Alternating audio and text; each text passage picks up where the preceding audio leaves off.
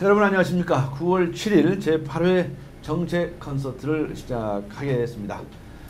드디어 어제로 우리나라의 거대 정당, 양당의 대통령 후보가 결정됐습니다. 새누리당은 박근혜 후보, 그리고 민주통합당은 문재인 후보가 결정이 됐습니다. 두 분에게 축하의 말씀을 드리고, 이번 선거가 다른 어느 때보다도 정책 중심 선거, 매니페스토 선거가 되었으면 좋겠다 하는 제안의 말씀을 다시 드립니다. 이미 수차에 걸쳐서 말씀드렸지만, 저는 무슨 권력적인 야망이나 썩어빠진 욕심 때문에 출마한 사람이 아닙니다. 저는 국민에게 진정으로 봉사하고 더 헌신할 수 있는 기회가 주어진다면 하겠다라고 하는 그런 의지를 가지고 나온 사람입니다. 그리고 동시에 이 선거 과정에 있어서 사상 최초로 대통령 선거에서의 매니페스토 후보로 나선 사람입니다. 따라서 저는 모범을 보이도록 노력하겠습니다만은, 다른 후보들도 이제 제발 싸움박질하고 헐뜯기하고 욕설하고 말이죠. 그리고 뭐 한탕 폭로하고 뭐 이런 식의 선거하지 말고 정책을 가지고 선의의 경쟁을 할 것을 다시 한번 촉구합니다. 그리고 오늘을 저는 우리나라 사상 최초의 초당적인 화합정부를 제창하고자 합니다. 부분적으로 이미 말씀드린 바가 있습니다만은, 제가 이야기하는 이 초당적 화합정부라고 하는 것은 국정의 최고 책임자인 대통령이 어떤 정당이나 계파나 또는 무슨 지역의 대표자가 아니라, 그런 반쪽의 대표자가 아니라 국민 전체의 대표자가 되어주었으면 좋겠다. 그러니까 특정 정당만을 선호한다든가, 또는 자기 편으로 생각하고 그 정당의 대표 또는 우두머리에 그치지 아니하고, 일단 대통령이 당선됐다고 하면 이제는 그 반쪽아리가 아니라 국민 전체의 대표자가 되었으면 좋겠다. 그래서 초당적으로 국정을 운영했으면 좋겠다. 그래야 이 나라의 화합이 이루어진다. 즉 우리나라는 경제적으로 세계에서 아주 성공한 국가이고, 또 민주화도 달성된 국가입니다. 그런데 이 정치가 지나치게 부패하고 싸움박질로 얼룩져 있기 때문에 우리 국민들은 실망에 실망을 거듭하고 있습니다. 이제 우리 새로운 시대의 정신은 갈등과 대립을 화합과 통합으로 바꾸고, 그리고 그 안에 사랑과 자비, 홍익의 정신이 넘쳐 흐르는 나라, 그런 나라가 만들어지는 것이 꿈이고 시대의 정신이라고 생각을 합니다. 그래서 처음부터 저처럼 정당을 가지지 아니하고 출마한 대통령이 된다면 그야말로 초당적인 화합정부를 구성할 수 있으리라고 믿고 있고요. 그리고 또 설사 제가 아니고 다른 정당 후보가 당선된다 하더라도 여러분들은 당선되는 순간 바로 탈당을 하거나 탈당에 준하는 조치를 취해서, 나는 앞으로 이제 반쪽아리 대통령이 아니라 국민 전체의 대통령이 되겠다. 그리고 초당적으로 국정을 운영하겠다고 선포하세요. 그리고 그렇게 하겠다고 하는 것을 매니페스토 정책 공약으로 채택하세요. 라고 그렇게 권고를 하고 또 요청을 해왔습니다. 만일 우리나라에 초당적인 화합정부가 출현하면 이것은 우리나라 역사상 최초의 일입니다. 그 어떤 60여 년 동안의 정권에서도 시도해보지 않았던 정말 기적적인 그런 정부가 될 것입니다.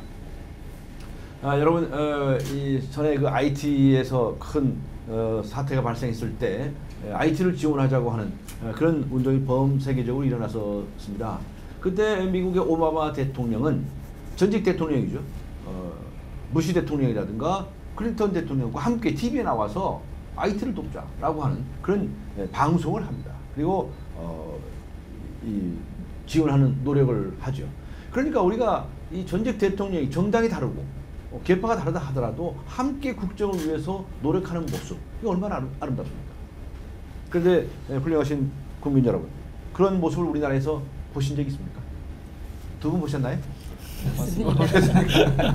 그래서 이런 어떤 분들은 저에게 꿈을 쫓는 소년과 같은 이야기다, 뭐 이런 얘기를 하시는 분이 있는데, 이게 절대로 소년의 꿈이 아닙니다. 반드시 우리가 이루지 않으면 안 될 그런 꿈이라고 생각을 합니다. 그래서 구체적으로 한 4가지 정도의 실천 공약을 말씀드리겠는데요. 저희가 만일 당선된다고 한다면 절대로 특정 정당에 계속적으로 소속하지 않을 겁니다.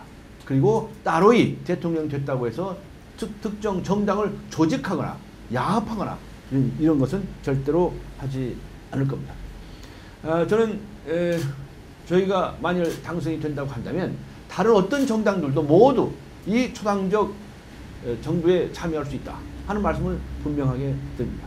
그래서 두 번째로 초당적인 거국 내각을 구성하겠다. 그래서 지금의 새누리당이나 민주통합당이나 어떤 당에 속한 인사를 하더라도 또 어떤 정당에 가까운 인사를 하더라도 그분이 정말 능력이 있다고 한다면 모두 초빙해서 거국 내각에 참여를 시킬 수 있다. 그렇게 하겠다라는 말씀을 드립니다. 그리고 세 번째로는 탕평 인사입니다. 영조대왕과 정조대왕께서 노론소론 남인북이 얼마나 싸우면은 탕평책을 만들어 냈겠습니까? 따라서 이 나라처럼 이렇게 갈기갈기 찢어져서 혼란에 빠져있는 이런 나라를 정말 화합의 나라로 만들 수 있다고 한다면 그건 탕평 인사입니다. 여러분 과거에 많이 들으셨겠습니다만 특정 대학교 출신이 쫙 잡았다든가 어떤 지역 출신들이 쫙 무슨 라인을 형성했다든가 이런 말씀 수도 없이 들으셨습니다. 기억나십니까? 네. 네. 그런 얘기 들으셨을 때 기분 좋으셨습니까? 안 좋았습니다. 안 좋죠. 이거 우리 온 국민이 다 느끼는 겁니다. 이거 가차없이 타파하려면 그야말로 널리 전국 방방곡곡에서 인재를 찾아야 됩니다. 저는 이 캠프를 아주 극소수로 만들었습니다.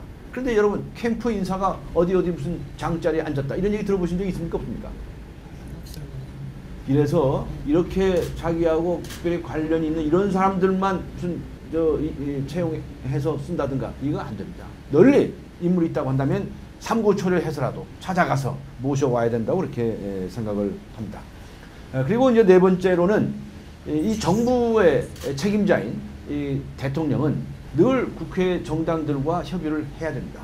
그래서 그걸 우리가 당정협의라고 하는데 과거에 여당이 따로 있을 때 그때는 여당과 당정협의를 하고 야당은 무시했습니다.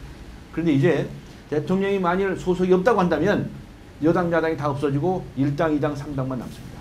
그때 각 당과 모두 당정협의를 해서 충분히 정부가 되는 법안이라든가 예산안에 관해서 또는 정책에 관해서 설명을 하고 그리고 동의를 얻으려고 할 겁니다. 만약에 동의하지 않는다고 한다면 절충안을 만들고 그들의 의견을 반영을 해서 잘 융합하도록 이렇게 노력을 하게 되겠죠. 그리고 또 정당과 정당 사이에 또 견해가 다릅니다.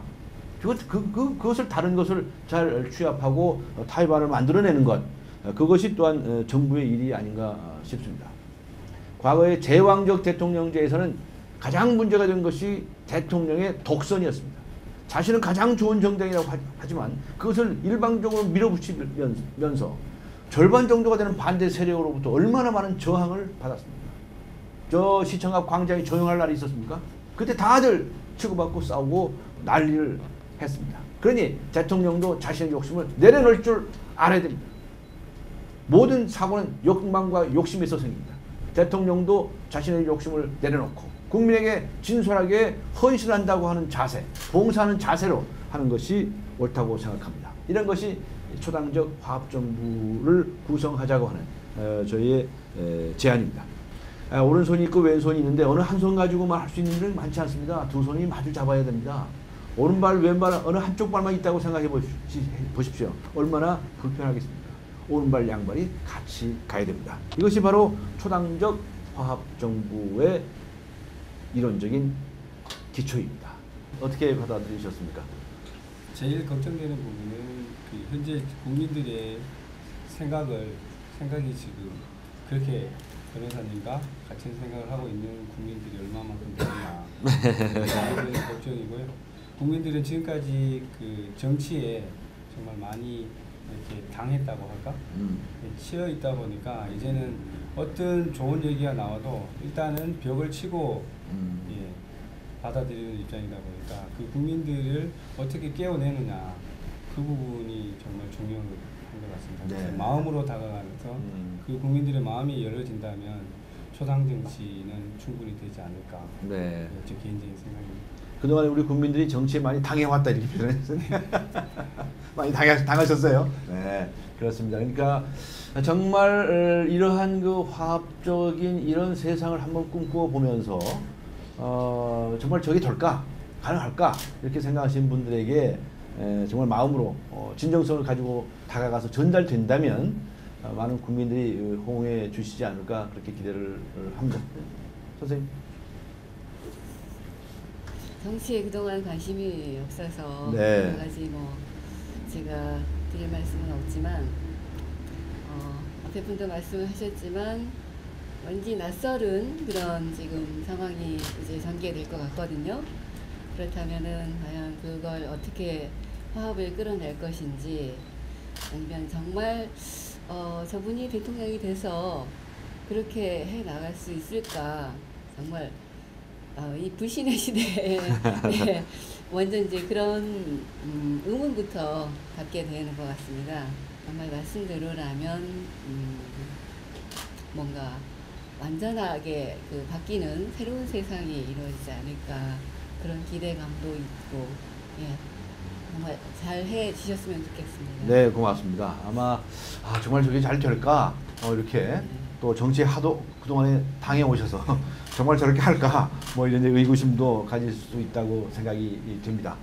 저는 그렇게 말씀을 드리겠습니다. 우리가 그동안에 많은 조직, 정당 이런 선거를 해오는 과정에서 수많은 빚쟁이들이 생깁니다. 자기를 몸으로 도와주신 분들, 돈으로 도와주신 분들. 나중에 그거 다 갚아야 됩니다. 정권 잡으면 다 갚아야 됩니다. 그래서 연고 인사가 생기고 정신 인사가 생깁니다. 근데 저는 그런 빚이 없습니다. 제가 꼭 챙겨줘야 할 사람도 없습니다. 그러니 제가 어디서 사람을 구하겠습니까? 전국 방방곡곡을 뒤져서 정말 훌륭하신 분을 모셔와야 되지 않겠습니까? 저는 그래서 빚이 없는, 채무가 없는 그런 점에 있어서 진정성을 인정해 주시지 않을까. 그런 점을 우리 국민 여러분들에게 더 깊게 전달해 드리도록 노력을 하겠습니다. 오늘 좋은 말씀 감사합니다. 감사합니다.